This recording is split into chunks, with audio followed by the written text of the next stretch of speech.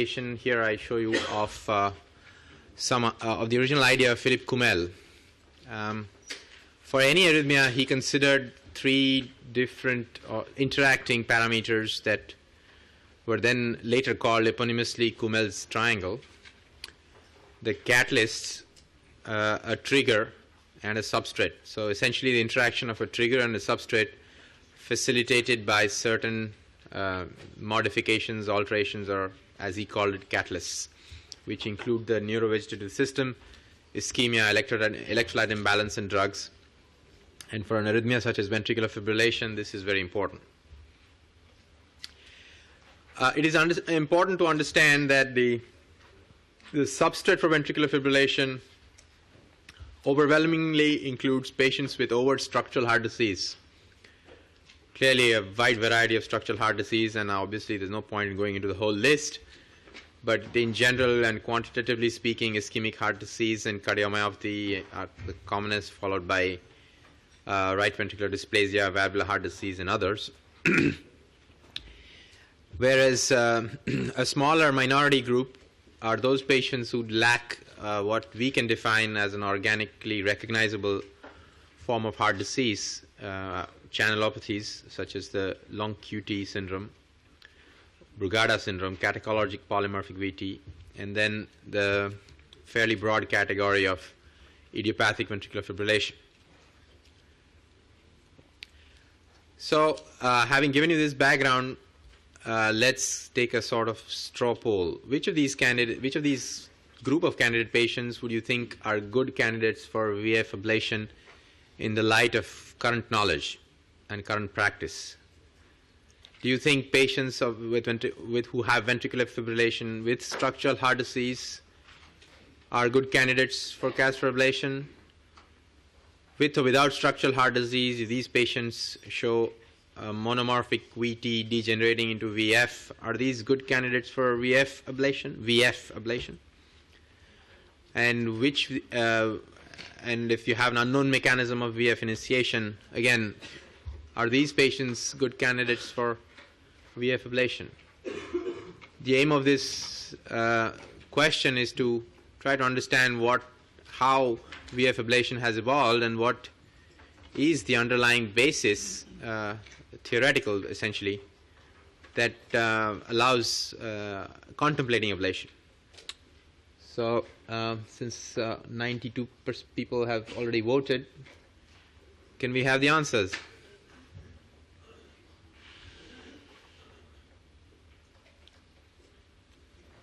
So 64% think VT degenerating into VF is a good candidate for VF ablation. Well, perhaps this is semantic, but my intent was to decide who to ablate for VF, not necessarily for ablating monomorphic VT, which may or may not degenerate into VF, and that other VTs could still degenerate into VF. So the point of this was not to say that there is a good answer right now, but that all these patients are probably not good candidates for direct VF ablation. The point you are making in this response is that VT degenerates most commonly into VF, and therefore if you ablate the VT, you can get rid of the VF. Well, based on the current data in the literature, that's probably not totally true or not well established. So what you need is a known mechanism of VF initiation, because what we are targeting is the electrophysiological trigger. So if you do not know the mechanism of initiation of this VF, it's probably not a good idea to even think about ablating the VF. Could be VT degenerating into VF, it could be a polymorphic VT, it could be simply a pause-dependent primary VF of some sort. It could be a long-coupled VPC which is giving rise to VF.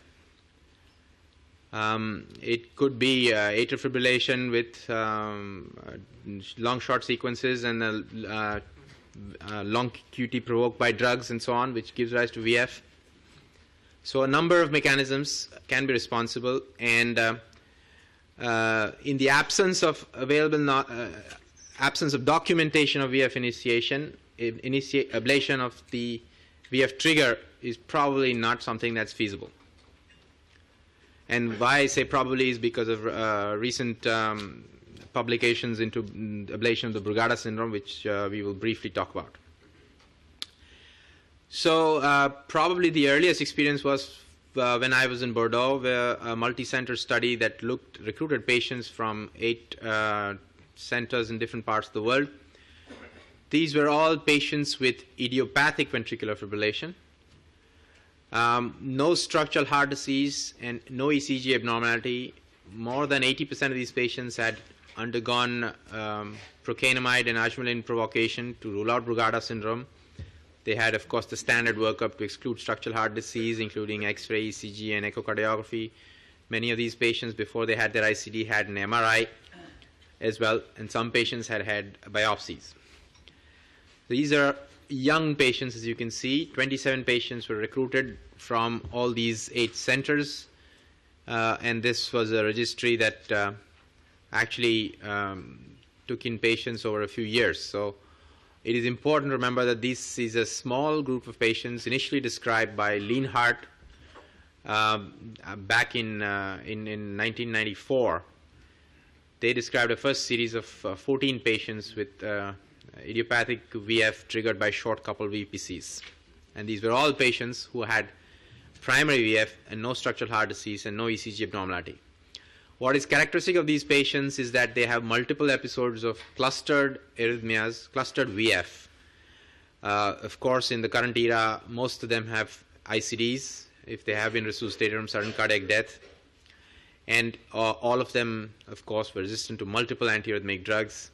And here you can see clearly ECG tracings showing an isolated VPC that distorts the upsloping peak of the T wave, a large amplitude VPC, and then the same VPC but perhaps with an even shorter coupling interval, which triggers off a torsade, which can either terminate on its own or degenerate in ventricular fibrillation. Again, it is not frequent that you get multi-ECG documentation of the initiation. More often you get a single monitor lead or a 3-lead Holter at most. And if you have a single lead, it is more difficult to be sure that the isolated ectopy and the initiating ectopy have the same morphology, albeit often a shorter coupling interval. So here you see 2 more examples in 2 different patients. It's perhaps not totally clear, but on the original tracing you can see that the coupling interval that initiates the VF is usually shorter than the one that's associated with isolated VPCs. In that original database, in that original registry that was published in 2000, I think in the year 2000, there were 2 groups of patients. 4 patients with right ventricular outflow tract morphology, VPCs, left bundle branch morphology, inferior axis, who had fewer episodes and who had a long coupling interval of their VPCs. And this was in comparison to the remaining 23 patients who had repetitive VF, clusters of arrhythmias, multiple shocks, polymorphic VT, and only storms, but with a shorter initiating coupling interval ranging from 240 to 320 milliseconds and varying multiple morphologies of the VPCs, indicating a wider origin. The aim, again, based on the underlying hypothesis of pulmonary vein ectopics triggering atrial fibrillation, was to localize the origin of the ventricular premature beat. And because we had established, at least on a surface ECG basis, that it was the same or similar VPC which was triggering the arrhythmia, to ablate it, to eliminate the VPC and evaluate the effect on recurrence of VF. So a sort of cast study hypothesis, but without using antiarrhythmic drugs, instead using catheter ablation, thus providing a local treatment. So the most important point, and this is a very important thing, a very important concept to remember, is that the best timing is really when it's the most difficult for the patient and for the anesthesia team and for the critical care team, because it's either during or in the immediate aftermath of an arrhythmic storm. Because these patients have clustered arrhythmias, they can go months without any shocks, months without any arrhythmias, and even without any ectopics. And then all of a sudden they will have bursts of arrhythmias, including ectopics, bigeminy, and torsade. Of course, in this study, it was only based on the earliest endocardial activity, And as you'll see later, we defined two classes of ectopics, one of Purkinje fiber origin and the other of muscle origin. So the RBOT ectopics were classic left bundle branch block pattern, inferior axis.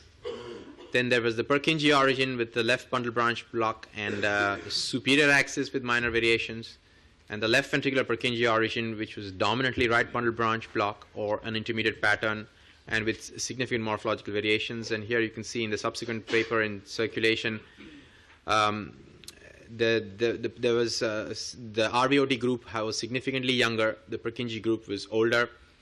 The number of arrhythmias were much higher in the patients with Purkinje fiber origin, and the persistent episodes were much more common. Episodic arrhythmias were much more common in the Purkinje fiber group.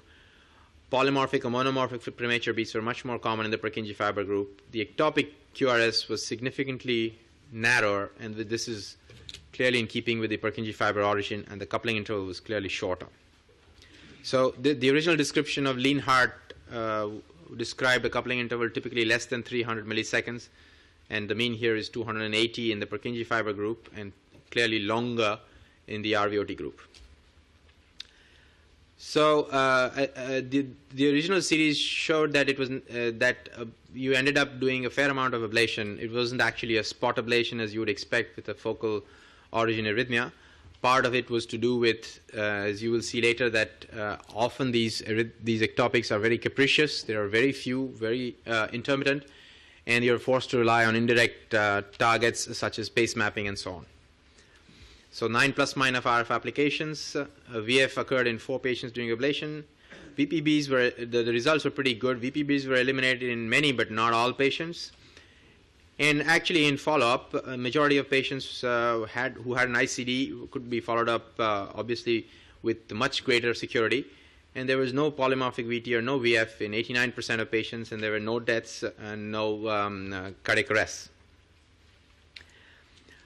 There are other studies that looked at, this was before this series was published, that looked at episodes of so-called primary VF, that is VF that starts on its own without showing the classical transition from VT into VF.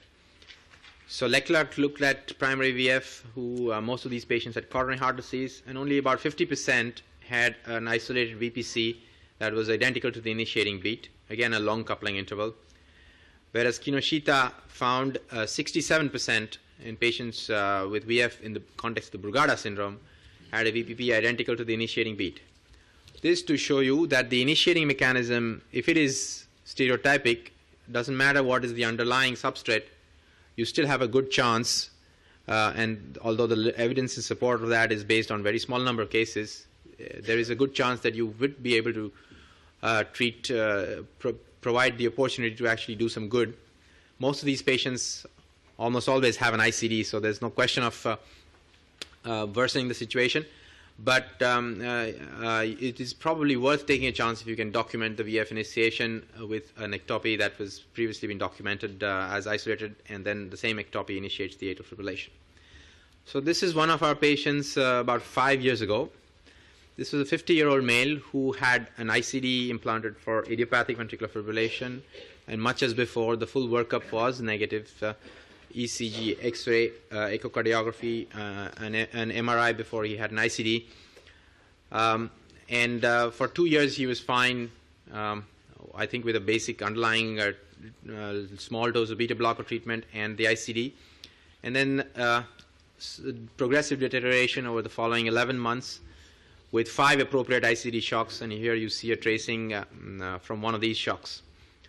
So you have the far field electrogram, far field CAN electrograms, CAN ECG, and you have the intracardiac electrograms from the defibrillator lead. So you can see an isolated VPC with a morphology which is identical to the one that initiates the VF.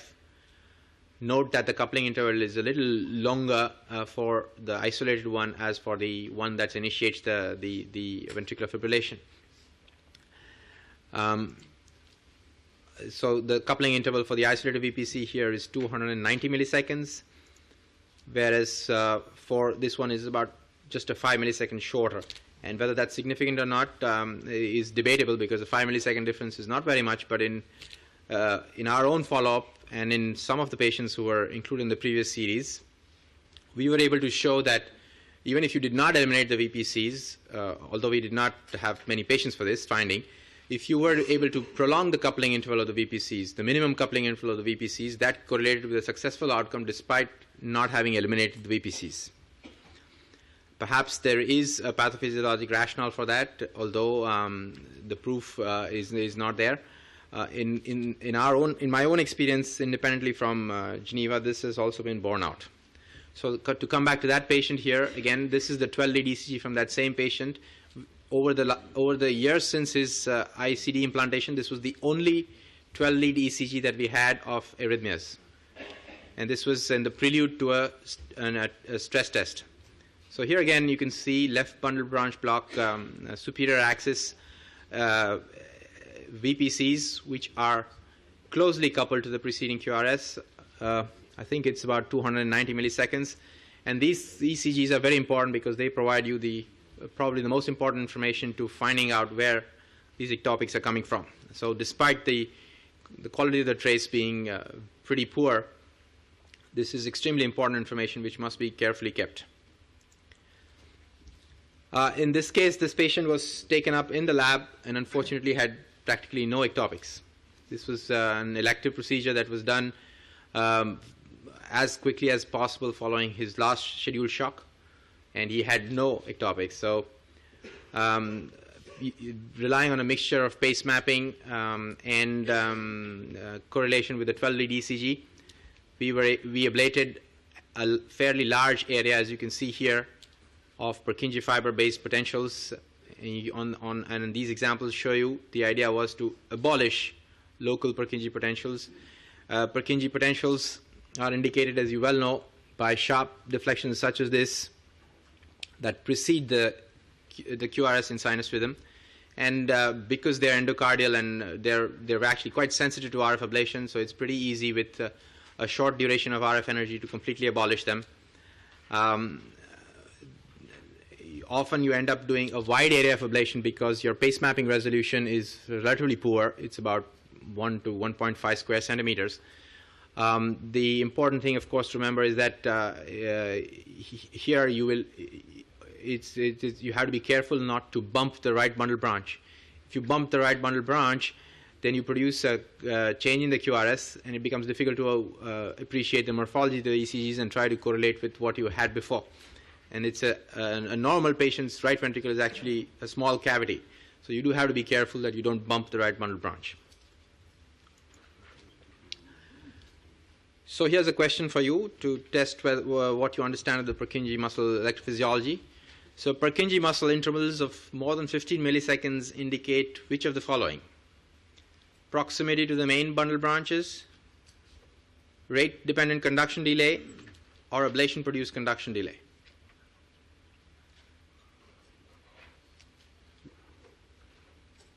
Here you have examples of native Purkinje fibers. On the left is pre-ablation, on the right is post-ablation. So this is just to remind you of the question.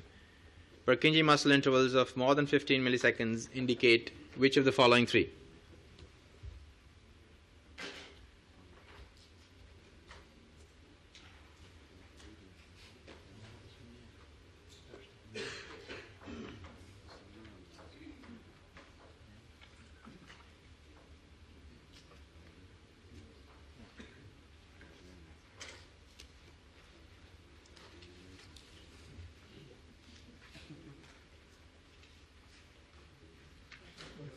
So it's fairly evenly distributed, although 1 and 2 seem to win out. Well, the answer is in the absence of ablation, it's both 1 and 2. In the presence of previous ablation, it can be any of the three. So it was a very good question. Everybody's right. The reason, the importance of this understanding is that rate-dependent conduction delay is produced only, at least to my knowledge, a delay in conduction between Purkinje and muscle is only produced when there's a repetitive firing from the Purkinje fibers. Passively driven passively driven activation by muscle activation first and Purkinje fiber activation later is difficult to recognize because the Purkinje fiber potential cannot be seen, and probably is associated with conduction delay, which is masked by electrograms generated by the ventricular myocardium. So if you have bursts of clustered arrhythmia occurring when you're ablating at a Purkinje fiber, then you will see this, or in the rare case where you have a spontaneous arrhythmia storm and you're mapping at that time. Ablation-produced conduction delay is a little more common. You have already done some amounts of ablation, and you're looking for these ectopics, and often because of previous lesions, you will find more than 15 milliseconds delay between local Purkinje fibers and local electrograms. But the most important thing to remember is that if you have a 25 or 30 millisecond delay between the Purkinje fiber potential or suspected Purkinje fiber potential and a local myocardial electrogram, you are in the proximal bundle branches. So that is an area where we must not ablate. Here is an example, a typical example of appropriate ablation in the distal Purkinje arborization produces no or mild changes in the ventricular electrogram. And this is an example. On top is pre-ablation, and bottom is post-ablation. You have this delayed right ventricular activation occurring as a result of ablation in the right free wall Purkinje fibers, with this notching in V2 and this S wave in lead 1 and V6. So to come back to the patient that you saw before, the one with the ICD, 50-year-old patient with ICD and 5 shocks, we did in addition to searching and trying to induce arrhythmias, which was largely unsuccessful, we did have 2 episodes where we had ectopics, and I put in actually a 20-pole, not an 18-pole circular PV mapping catheter in the right ventricle in order to try to improve the accuracy of localizing these few beats.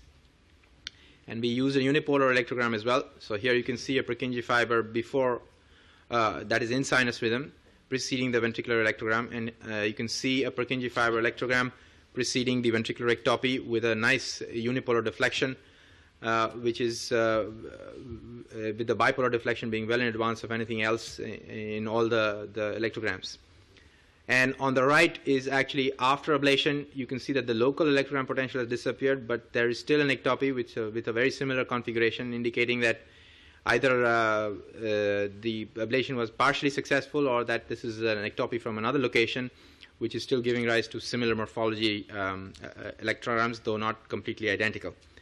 So this was essentially at the end of the procedure, the patient had no ectopics, spontaneous ectopics, or with isoprenaline infusion. A fairly long procedure, 3 to 4 hour procedure. And during the 4 years that followed, he has had no shocks at all on any sort of treatment.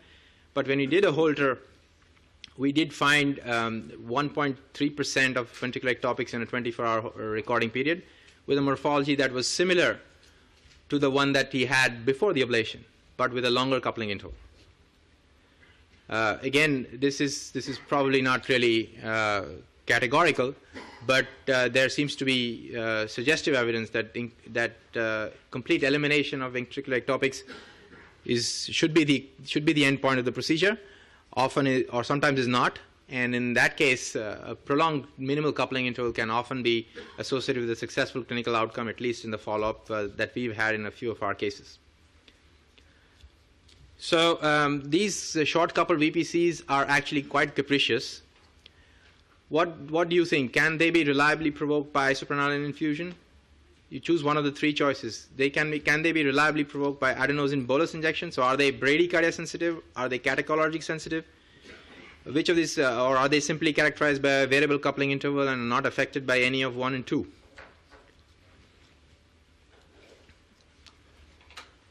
Again, the information on the behavior of these short couple VPCs is from a scientific point of view, can be considered almost entirely anecdotal. You have the couple of fairly small series, and apart from that, single or 2 or 3 case reports in the literature. So there's very, very, very few cases to go by.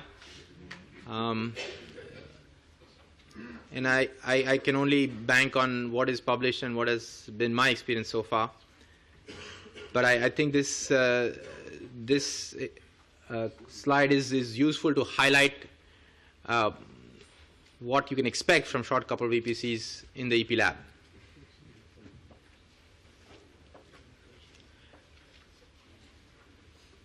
So yes, they are not affected by adenosine bolus injections. They are characterized by a variable coupling interval, and unfortunately they cannot be reliably provoked by isoprene infusion. In one or two cases, yes, but in most cases, no. For your information, Lean Heart, in his original series of 14 patients, about I think 8 of whom received an ICD, the most effective medical treatment was verapamil. So this is another of our patients, a 29-year-old male, again, no structural heart disease. An ICD was implanted 2 years earlier after he was resuscitated with ventricular fibrillation, and idiopathic VF was substantiated by a complete cardiac workup.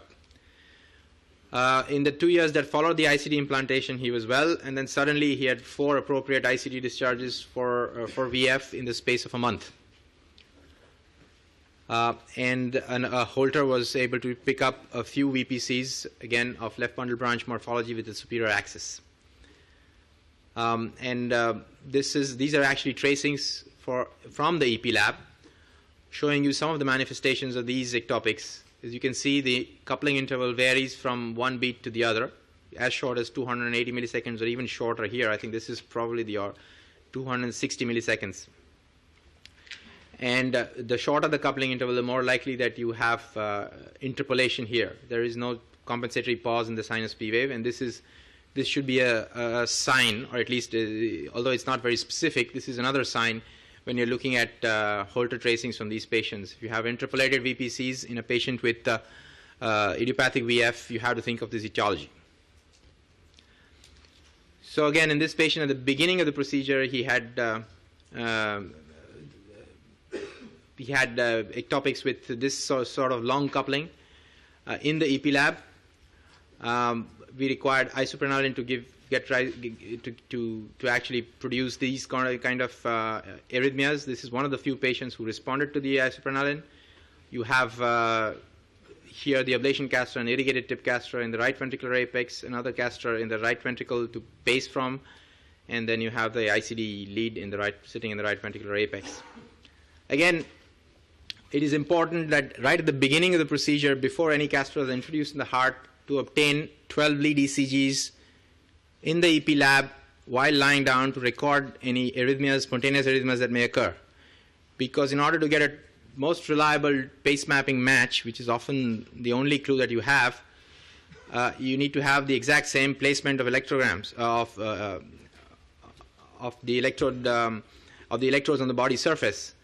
And in addition, don't forget that many of the tracings can be taken after activity or while walking around, whereas in the EP lab, the patient is lying down. So there are often differences between ECG tracings obtained outside the EP lab and in the EP lab, and therefore it's very important to have a tracing of spontaneous arrhythmias in the EP lab before any casters are put in place, so that completely excludes any mechanical arrhythmias.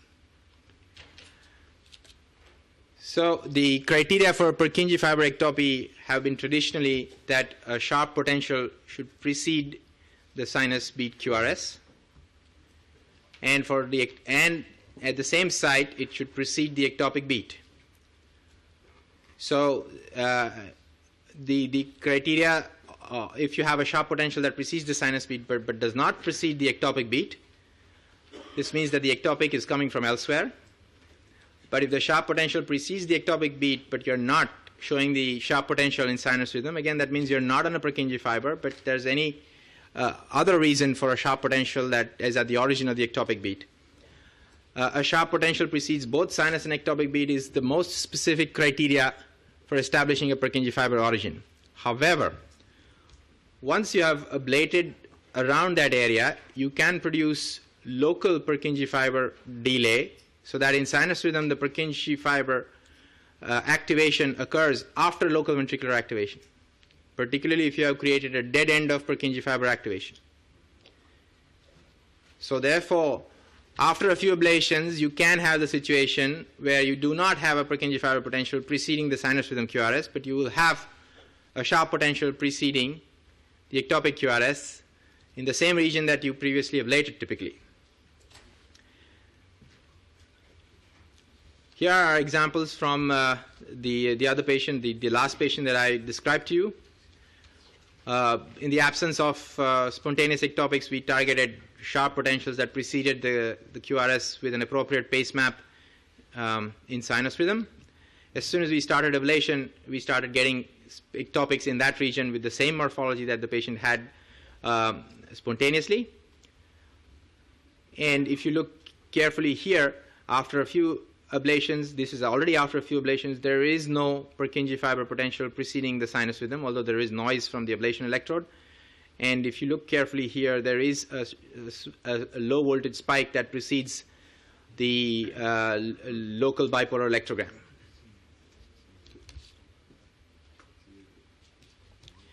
Typically, RF delivery at the appropriate site of with sites with Purkinje fiber potentials produces a lot of polymorphic arrhythmia in bursts of 2, 3, 4, or 5 beats, even so far as to trigger off torsade de pointe or even ventricular fibrillation.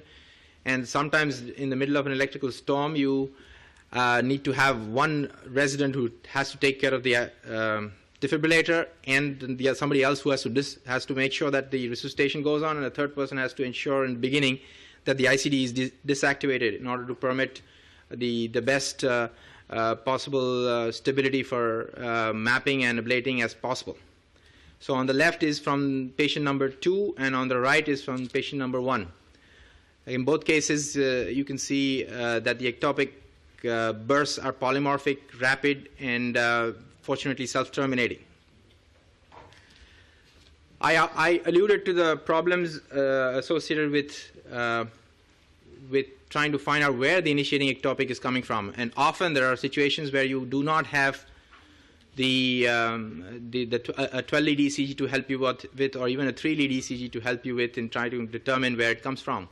Most of these patients usually have, however, an ICD implanted, and if you have an ICD implanted, you can use the local lead bipolar electrogram in conjunction with the CAN ECG to help you localize the ectopic, or to compare the ectopic, a candidate ectopic, with a ectopic that actually induced the ventricular fibrillation.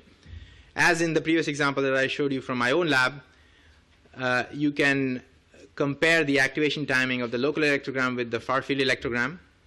You can compare the morphology of the local electrogram, and you can compare the morphology of the far-field electrogram to the candidate one, or to the one that initiated the VF, and you can have a reasonable amount of confidence that this could be, or is likely to be, from the same site. So this is a case report that was recently published that from Rochester in the United States, where they actually used this technique to compare program stimulation induced VF.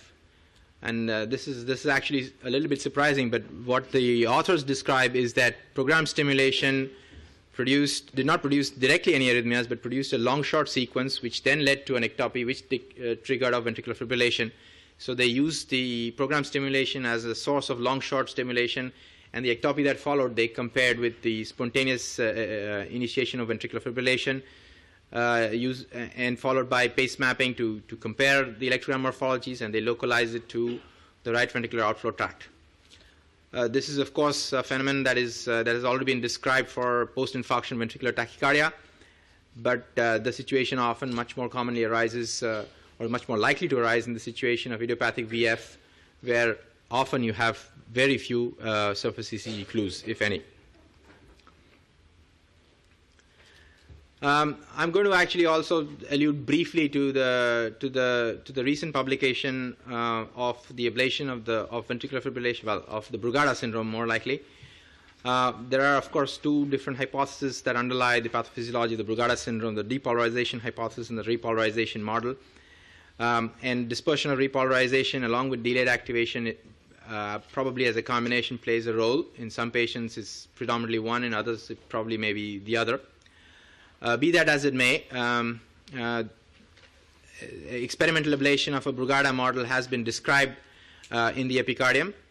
So that before radiofrequency catheter ablation in the Brugada model, you could induce polymorphic VT, whereas after radiofrequency catheter ablation, no more polymorphic VT or torsadiform VT could be induced. And Nademani published, as you probably well know, recently in 2011, a series of, I think, about 10 cases in whom he performed endocardial and epicardial ablation of the low voltage areas in the right ventricular outflow tract, and described good results eliminating both or reducing the ECG, surface ECG manifestations of the Brugada syndrome, as well as clinical recurrences of arrhythmia in the Brugada syndrome. To my knowledge, this has not been replicated in other labs, and as interesting as it is from the point of view of pathophysiology, it remains to be seen how practically useful and effective in the long term and in multiple labs this is going to be. I have, I think, a few other tracings. There is extensive experimental support for the arrhythmogenic role of Purkinje fibers. Purkinje fibers survive within necrotic muscles, whether because of acute ischemia or because of other reasons. Nabil Al-Sharif has been able to show that torsade de pointe often initiates within the Purkinje fiber muscle junction. And Jose Jalife has shown that in compartmentalized models and simulations, there is re-entry that occurs, a functional re-entry that occurs at Purkinje fiber muscle junctions. So there is an experimental rationale and theoretical rationale for ablating the Purkinje fiber muscle junction for patients with ventricular fibrillation, albeit in clinical terms, essentially has been applied only to patients with idiopathic VF. So this is work from Raymond Ideker's lab in Birmingham, Alabama, where they performed chemical ablation of the Purkinje system, and they showed that this caused early termination and the slowing of the activation rate of ventricular fibrillation in a dog model, and the chemical ablation was performed by Lugol wash. So here you can see that the control patient had prolonged ventricular fibrillation, whereas the Lugol's treated dog pretty soon, 4 minutes, had developed into 4 minutes later, came back into sinus rhythm. Again, in a cut and sew operation, a Japanese group showed that destruction either by radiofrequency catheter ablation or by surgery of Purkinje cells in the left ventricular postoroseptal region reduced the induction and the maintenance of ventricular fibrillation in open chest dogs and in swine. So here you can see serially at baseline VF induction by rapid ventricular pacing. VF is not inducible after papillary muscle ablation in the dog. Transient VT during the ablation, VF induction during the first ablation in a pig, spontaneous VT immediately after left ventricular maze, and then not inducible VF after what they call a left ventricular maze, which is basically a stripping and ablation of the roots of both papillary muscles and of the left ventricular postoroseptal region. So there is a theoretical rationale for a wide-based ablation of the Purkinje cells and the postoroseptal region, whether surgically, chemically, or by radiofrequency catheter ablation. To come back to a wider application of this, since monomorphic initiating ectopy have been demonstrated both in not only in patients with the short-coupled VF syndrome, but also in other patients, including patients with the long QT and the Brugada syndrome. This has been attempted. Michel published this multi-center report in 2003, including 4 patients with the long QT syndrome and 3 patients with the Brugada syndrome. And interestingly, none of these triggers were from the right ventricular outflow tract, they were both from the Purkinje system, although I'm aware of case reports in the literature which described a patient with long QT syndrome ablated successfully in the right ventricular outflow tract for initiating ectopy. In patients after myocardial infarction, polymorphic VT in the small series has been ablated. I think this is a series from Germany. I think Matthias probably is aware of this. As you can beautifully see in these tracings here, there is a Purkinje potential that precedes the ectopy that follows the sinus beat. And in fact, repetitive discharges were also demonstrated. and ablation of these Purkinje beats eliminated the ventricular fibrillation in these patients, many of whom were either hemodynamically unstable or simply in the early very peri-infarct period. This is another report of 4 patients with repetitive VF after MI and ablation of triggering VPBs. Again, with a reasonable follow-up, there's been no VT or VF since. And again, in this group as well, they were able to show Purkinje beats characterized by sharp potentials in sinus rhythm and sharp potentials preceding the ectopic beats, as well as in bursts for discharge. And you can clearly see what appears to be a Venkiback periodicity between the Purkinje fibers and the surface ECG QRS. Finally, there has been a more recent report of the long-term follow-up. The original 24 patients increased to, I think, 38 patients who were ablated for initiating VPBs for short-coupled ectopics triggering idiopathic VF, again from multiple centers in Europe and Japan. So at 63 months, 18% actually did have recurrent VF. All of them, of course, had ICD, and 5 of these patients underwent a reablation without subsequent recurrence, suggesting that, in fact, an incomplete ablation or a recovery after a transient effect might have been the underlying mechanism of recurrence. So the issues specific to ablation of VF are manifold. There is no analysis, at least clinically possible, during VF unless you have cardiopulmonary bypass, percutaneous cardiopulmonary bypass, and Paolo Della Bella has done some work in this. Often, transition from sinus rhythm to VF is the only available target, particularly in clustered storms. The VF trigger is unpredictable and fleeting, and what is most important as an endpoint is that the precise endpoint is unclear. Purkinje potential elimination, do you eliminate Purkinje potentials locally? Do you eliminate Purkinje potentials within a 1 to 3 centimeters area? Do you eliminate VPCs? Do you try to achieve non-inducibility? Again, it's important to remember that in the original report from Lean Heart on short coupled VPCs, none of these patients were inducible by programmed stimulation. And in our 2 reports from Bordeaux, our own patients, none of them were inducible by programmed stimulation. So it does seem as if there is no such thing as a programmed stimulation elicitable substrate. And of course, most of these patients have an ICD, fortunately.